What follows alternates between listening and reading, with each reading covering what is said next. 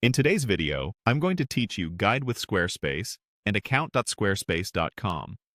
We'll start right at Squarespace's Create Your Website page. Open that page in your browser, and if you're prompted to sign in, go ahead and do that so you can access your sites. From there, look for the Account Dashboard option near the top of the page. Click it to jump into your main account area. This dashboard is the control center where you'll manage sites, billing, and settings. Inside the account area, select Website. This brings up your list of sites.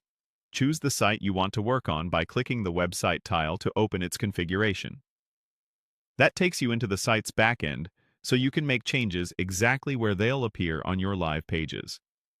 Next, click Edit.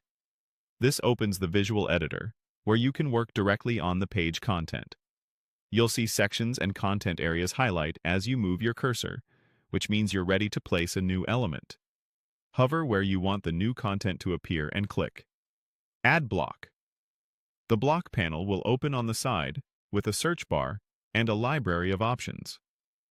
In the search bar, type Page Link. This helps you quickly filter the choices so you don't have to scroll through everything. When you see Page Link in the results, select it to insert that block into your page. Once the page link block is on the page, click Edit on the block to customize it. Choose what you want it to link to, such as an existing page on your site, and update the link text so it clearly tells visitors where they'll go when they click.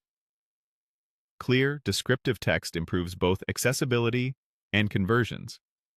Now move to your contact area to add a clickable phone number. Click Contact to open that section.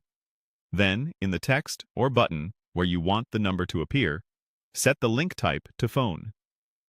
In the link field, enter TEL, followed by your number, with no spaces or extra characters.